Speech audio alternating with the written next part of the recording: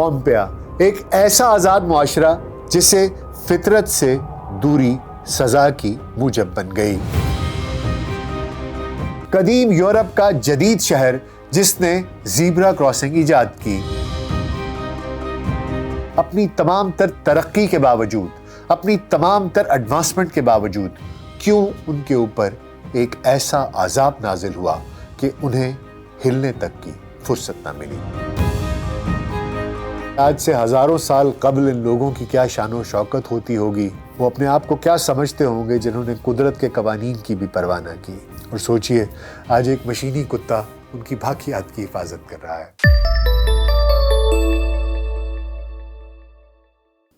VLC pod cost میں doctor ناصر bag کے ساتھ آپ کی خدمت میں حاضر ہیں۔ السلام علیکم۔ انسان ازل سے نفس کا غلام رہا ہے۔ نفس کی اس غلامی سے نجات کے لیے انسان نے سماج کو تشکیل دیا، معاشرے کو تشکیل دیا۔ دنیا کے ہر سماج نے اپنی ضروریات اور تحفظ کے لیے رسم و رواج بنائے۔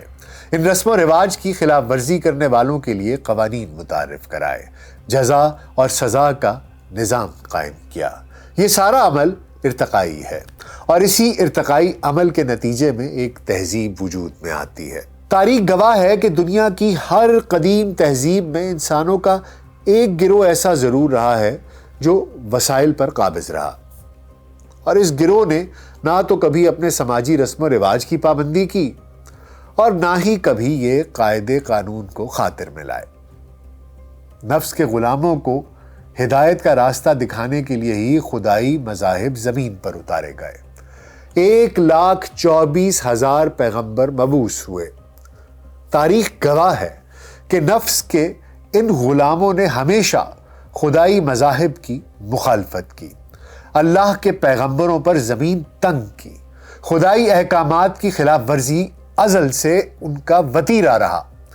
یہ ہمیشہ زمین کے کسی ٹکڑے کو جنت بنانے کے لیے کوشاں رہے، جہاں کوئی قاعدہ ہو اور نہ ہی کوئی قانون، بلکہ وہاں صرف نفس کا راج ہو۔ میں آپ کو ایسے ہی گمراہ انسانوں کی ایک خود ساختہ جنت کی کہانی سنا رہا ہوں۔ گناہوں کی اس بستی میں دنیا جہان کی ہر نعمت کی فراوانی تھی۔ اس بستی کے مکینوں نے زمین پر بے راہروی اور عیش و عشرت کا وہ ٹھکانہ بنا دیا جس کی شیطان صرف خواہش ہی کر سکتا تھا۔ اس بستی کا بھی وہی المناک انجام ہوا جو اس سے پہلے قائم کی گئی بستیوں کا ہوا تھا۔ حضرت لوط علیہ السلام کا صدوم تو صفائے ہستی نے ہمیشہ کے لیے مٹا دیا، لیکن میں گناہوں کی جس بستی کا ذکر کر رہا ہوں اس کے عبرتناک آثار آج بھی باقی ہیں۔ اس بستی کا نام ہے پومپیا۔ یہ بستی عذاب سے دوچار ہونے کے بعد ہزاروں برس تک انسانی نظروں سے اوجھل رہی، لیکن 18ویں صدی میں اچانک ہی یہ گمشدہ شہر منظر عام پر آ گیا۔ اس شہر کی دریافت کا قصہ بھی بڑا عجیب و غریب اور دلچسپ ہے۔ یہ قصہ سنانے سے پہلے ضروری ہے کہ پہلے میں پومپیا کا مختصر سا تعارف کرا دوں۔ پومپیا ایک قدیم رومی شہر تھا جو موجودہ ملک اٹلی کے علاقے کمپانیا میں نیپلز کے نزدیک واقع تھا۔ نیپلز وہی علاقہ ہے جو اٹلی کی عظیم سیاسی مفکر میکاولی کا وطن تھا۔ میکاولی پر بھی ہم نے ایک تفصیلی ویڈیو بنائی ہے، اگر آپ دیکھنا چاہیں تو وہ بھی دیکھ سکتے ہیں۔ بہرحال نیپلز کا ایک وسیع علاقہ آج بھی ویران ہے۔ یہاں پانی کی نعمت بہت ہی کم ہے۔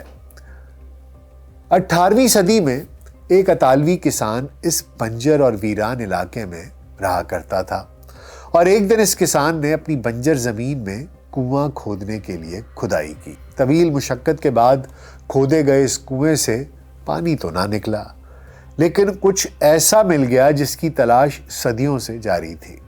وہ تھا ایک گمشدہ شہر پومپیا، جسے گناہوں کی بستی بھی کہا جاتا ہے۔ پومپیا کا شمار اپنے دور کی شاندار اور جدید بستیوں میں ہوتا تھا۔ اس کا تذکرہ تاریخ کے قصے، کہانیوں اور کتابوں میں تو ملتا تھا، لیکن نہ تو یہ شہر کہیں ملتا تھا اور نہ ہی اس کے آثار کہیں دکھائی دیتے تھے۔ پچھلے 2000 سال سے ماہرین اس بستی کو تلاش کر رہے تھے۔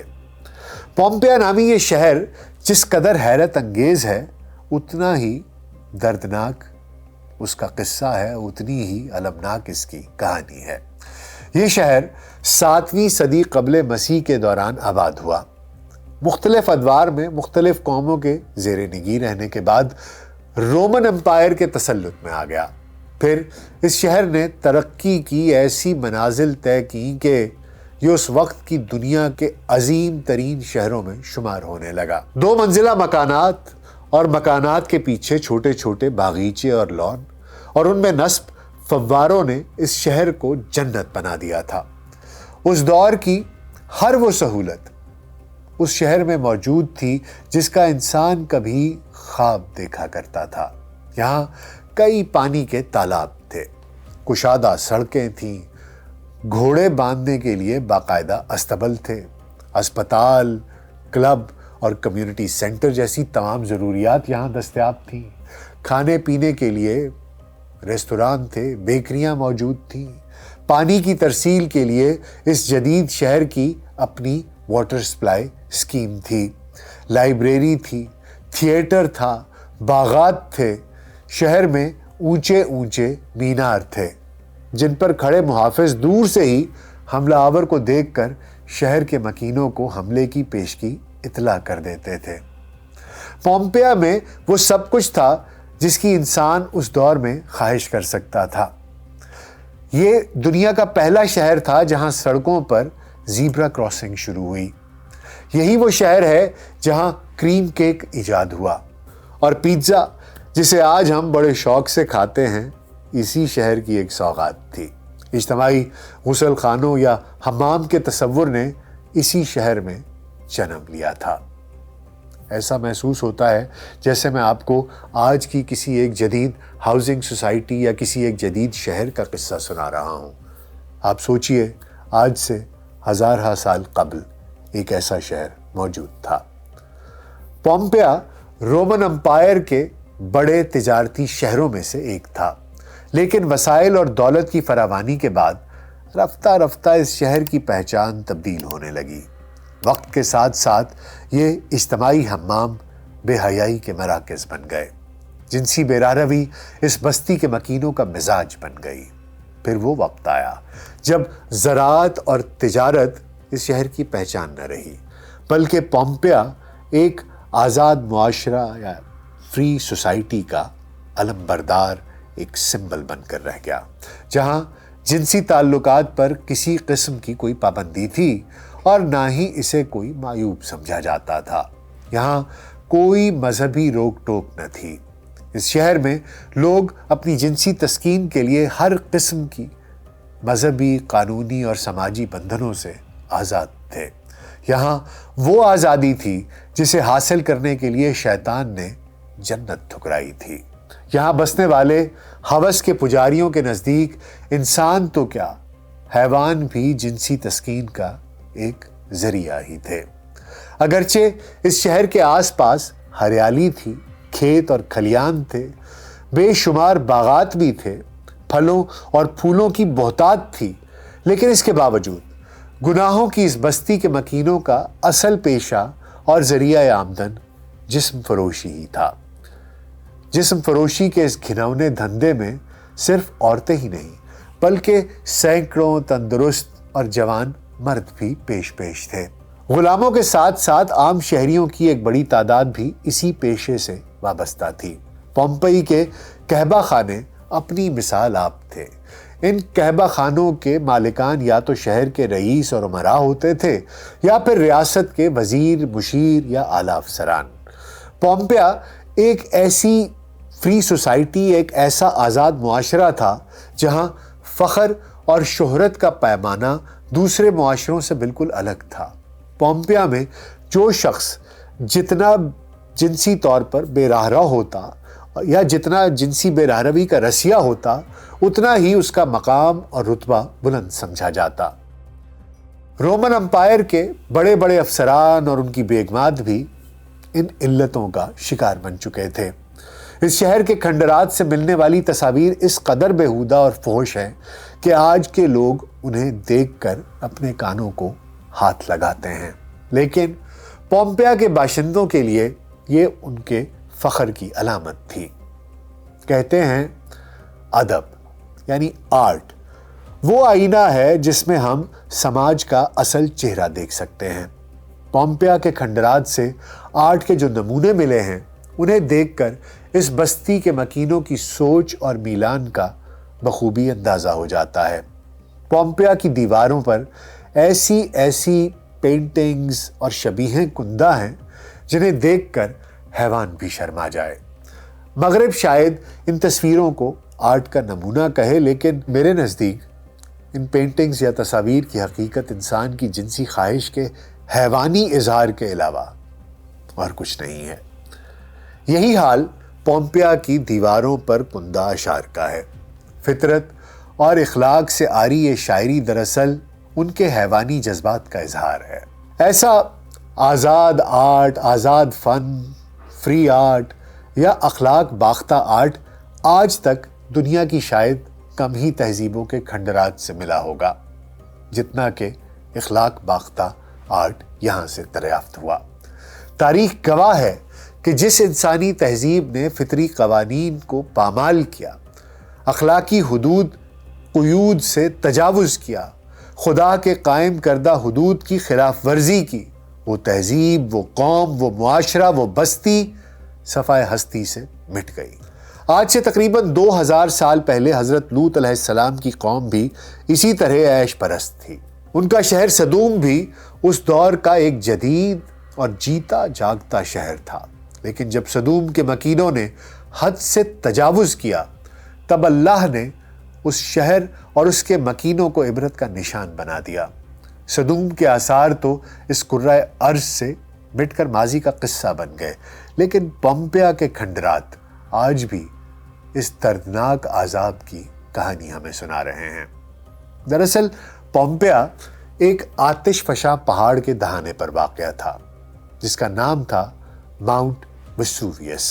سن 79 عیسوی میں 24 اگست کے دن دوپہر کے وقت جب اس شہر کے لوگ اپنی رنگ رلیوں میں مصروف تھے تو اچانک آتش فشاں پہاڑ سے لاوا پھوٹ پڑا۔ یہ آتش فشاں اس قدر شدت سے پھٹا کہ آسمان میں دور دور تک اس کی راکھ اور پتھر اڑنے لگے۔ کچھ ہی دیر میں لاکھوں ٹنوں وزنی دہکتی راکھ پومپیا شہر پر آ گری۔ پومپیا شہر کے 20,000 افراد موقع پر ہی ہلاک ہو گئے۔ 3 دن تک یہ آتش فشاں آگ اور لاوا اگلتا رہا۔ اس دور کا انتہائی ترقی یافتہ یہ شہر 4 سے 6 میٹر یعنی 13 سے 20 فٹ تک راکھ کے نیچے دفن ہو گیا۔ یوں یہ گناہوں کی بستی آئندہ کئی سالوں تک دنیا کی نظروں سے اونجھل ہو گئی۔ جب لاوا اور راکھ ٹھنڈی ہوئی اس وقت تک اس مقام کی تلاش ہی ناممکن ہو چکی تھی کہ جہاں یہ شہر آباد تھا۔ کئی صدیوں تک یہ علاقہ صرف اور صرف راکھ کا ایک ڈھیر تھا۔ 1748 عیسوی میں جب یہ شہر حادثاتی طور پر دریافت ہوا تب ماہرین نے دیکھا کہ اس کے تھیٹر، کھیل کے میدان، مارکیٹیں، بازار اور سوئمنگ پولز جوں کے توں حالت میں موجود تھے۔ یہ عذاب اس شہر کے مکینوں پر اس وقت نازل ہوا کہ جب ان کی اکثریت گناہ آلودہ سرگرمیوں میں ملوث تھی۔ اس شہر کی دریافت کے بعد کھدائی کی گئی تو ماہرین آثار قدیمہ یہ دیکھ کر حیران رہ گئے تھے کہ لوگ مردہ حالت میں محفوظ ہیں، اور ایسا لگ رہا تھا کہ جیسے قدرت نے اس اخلاق باختہ قوم کو آنے والی دنیا کے لیے نشان عبرت بنا دیا ہو۔ جو شخص جس حالت میں تھا اسی حالت میں راکھ تلے دب گیا۔ کسی کو اپنی جگہ سے ہلنے کی بھی مہلت نہ ملی، اپنی برہنگی کو ڈھانپنے تک کا موقع نہ ملا۔ آج بھی جب پومپیا کی باقیات دریافت ہوئی تو وہاں کے رہنے والوں کی لاشیں بے گور و کفن اسی حال میں ملتی ہیں جس میں وہ اپنی آخری وقت میں موجود تھیں، ان کے ڈھانچے دیکھ کر پتہ چلتا ہے کہ جس وقت آتش فشاں کی راکھ پومپیا کے مردوں اور عورتوں پر موت بن کر ٹوٹی، اس وقت وہ غیر فطری سرگرمیوں میں مصروف تھے۔ بعض گھروں میں روزمرہ معمولات زندگی کے آثار بھی ملتے ہیں جو جوں کہ توں ایسے ہی رکے ہیں جیسے کسی نے اچانک انہیں ثابت کر دیا ہو، وقت روک دیا ہو۔ اس شہر کا زیادہ تر حصہ دریافت کر لیا گیا ہے، لیکن کھدائی ابھی بھی جاری ہے۔ 1783 میں پرانے تھیٹر کی باقیات کے ارد گرد کنواں کھودنے والوں کی تعمیراتی سرگرمی کے دوران غلطی سے ایک اور شہر ہرکولینیم دریافت ہو گیا۔ یہ شہر پومپیا سے چند کلومیٹر دور واقع ہے، جہاں 4 سے 5 ہزار لوگ رہائش پذیر تھے۔ اس شہر کا نام معروف یونانی افسانوی ہیرو ہرکیولیس کے نام پر رکھا گیا تھا۔ یہ شہر اس دور کے امراء کے لیے نہ صرف ایک ریزورٹ تھا بلکہ یہاں ایک بندرگاہ بھی تھی۔ حیران کن بات یہ ہے کہ پومپے کے مقابلے میں ہرکولینیم سے بہت کم تعداد میں لاشیں دریافت ہوئیں۔ ماہرین اس کی وجہ یہ بتاتے ہیں کہ پومپیا کے برعکس ہرکولینیم کے زیادہ تر باشندے نیپلز فرار ہونے میں کامیاب ہو گئے تھے۔ 1980 کے آس پاس ہرکولینیم کے ساحل کے قریب تقریباً 300 انسانی ڈھانچے دریافت ہوئے۔ اس دریافت سے ظاہر ہوتا ہے کہ لوگوں نے سمندر کے راستے فرار ہونے کی کوشش بھی کی، لیکن ان میں سینکڑوں لوگ ناکام رہے۔ ہرکولینیم کی باقیات پومپیا کے کھنڈرات سے زیادہ محفوظ ہیں۔ ماہرین کا خیال ہے کہ یہ شہر پائروکلاسٹک بہاؤ یعنی گرم گیس اور لاوے کے نیچے 15 میٹر تک دبا رہا۔ اسی وجہ سے نہ صرف اس کی دیواروں کو پومپیا کی نسبت کم نقصان پہنچا بلکہ یہاں سے ملنے والے کپڑے، لکڑی اور کئی اوزار بھی محفوظ حالت میں دریافت ہوئے۔ ان دونوں شہروں کی پختہ سڑکوں پر چلتے ہوئے ہر گھر میں موجود باورچی خانہ، باغات اور چشموں کو بآسانی دیکھا جا سکتا ہے۔ ان میں صفائی، پانی کی فراہمی اور نکاسی آب سے لے کر زندگی کی ہر آسائش موجود تھی۔ ہر گھر میں غلاموں کی رہائش گاہ کا علیحدہ انتظام موجود تھا۔ یہاں کے لوگوں کا شمار اس خطے کے امیر ترین لوگوں میں ہوا کرتا تھا، لیکن افسوس کہ ان ناشکروں ناقدروں نے اپنے پروردگار کی نعمتوں کا انتہائی غلط استعمال کیا اور آئندہ آنے والی قوموں کے لیے ہمیشہ کے لیے نشان عبرت میں تبدیل ہو گئے۔ عبرت کے یہ نمونے دیکھنے کے لیے روزانہ ہزاروں افراد پومپیا آتے ہیں۔ اب اٹلی کا محکمہ آثار قدیمہ اس سائٹ کے تحفظ کے لیے فکر مند ہے، کیونکہ اتنی بڑی تعداد میں سیاحوں کی آمد کے سبب یہ آثار اب خطرے سے دوچار ہیں۔ قیمتی نوادرات، پتھروں، پینٹنگز، حتیٰ کہ انسانی ڈھانچوں کی چوری کے واقعات بھی بڑھتے جا رہے ہیں۔ پومپیا کے آثار کے تحفظ کے لیے اب حکومت نے یہاں روزانہ آمد کے لیے سیاحوں کی ایک تعداد مقرر کر دی ہے۔ اب ایک دن میں 20,000 سے زائد سیاح پومپیا نہیں آ سکتے۔ ماہرین کے مطابق 79 عیسوی میں جب پومپیا تباہ ہوا، اس وقت اس شہر میں عیسائیت کا کوئی نام و نشان نہ تھا، کیونکہ 2 صدی عیسوی تک صلیب ایک مقبول مسیحی شکل نہیں بنی تھی۔ خفیہ عیسائی علامتیں بڑے پیمانے پر ظلم و ستم کے ادوار یعنی 3 صدی کے بعد سے سامنے آئیں۔ پومپیا میں لاطینی بولنے والے یہودیوں کی بڑی تعداد آباد تھی۔ اس شہر کی تباہ حال دیواروں پر جو خفیہ الفاظ اور علامتیں موجود ہیں، ایسی کئی علامتوں کا یہودیت سے تعلق بہرحال ثابت ضرور ہوتا ہے، اور ماہرین اس بات کا کھوج لگا رہے ہیں کہ پومپیا کے باشندوں کی نسل کون سی تھی، ان کے خاندانی تعلقات کیسے تھے۔ اس کے لیے انہوں نے پومپیا سے ملنے والے انسانی ڈھانچوں کا DNA ٹیسٹ بھی لیا ہے۔